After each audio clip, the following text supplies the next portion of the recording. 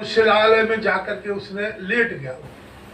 अब लेट गया तो लेटे लेटे उसने देखा कि ऊपर घंटा टंगा हुआ है। तो वो घंटा अच्छा बड़ा पीतल का घंटा था। तो बोले ये तो मेरा काम बन जाएगा, आज ये घंटा उतार लेता हूँ। और कुछ नहीं मिल रहा है तो घंटा तो मिल रहा है। तो क्या किया उसने, अंधेरा था शिवालय में, बिजली वगैरह थी नहीं, तो कहीं से कागज बिगड़ी बिगड़ी पीता था। तो माचिस थी उसके पास, तो वो माचिस जलाई तो कोई कागज वागज मिला, कागज जला लिया। देखा कि वो कागज बुझ रहा है तो अपनी तौलिया वलिया डाले था, वो जलाना शुरू कर दी। अब उजेला हो गया, उजेला हो गया तो भगवान के पिंडी के ऊपर ही चढ़ गया वो पैर रख के, क्योंकि वो ऊंचा था ना, वो घंटा जो था वो ऊंचा था और ये थोड़ा नीचा पड़ रहा था। तो इसलिए कहा कि मैं भगवान के ऊपर पैर रख के चढ़ जाऊंगा तो मेरा हाथ पहुंच जाएगा। अब भगवान के ऊपर पैर रख के चढ़ गया और घंटा उतार लिया उसने और नीचे आ गया। अब जैसे ही घंटा उतार के नीचे आया भगवान प्रकट हो गए।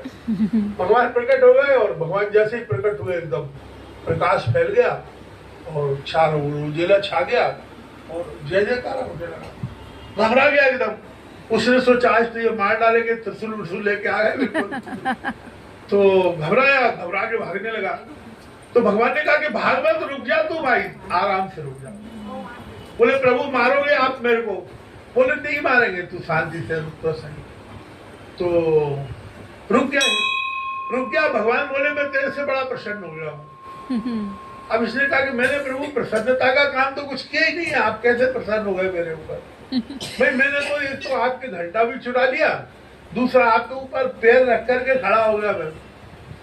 तो ऐसी स्थिति में आप क्यों कैसे प्रसन्न हो गए?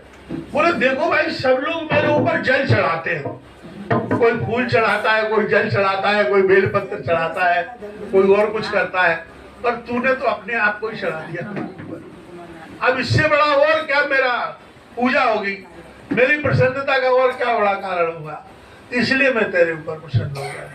अब तू वरदान मांग, जो चाहे वो वरदान मांग ले।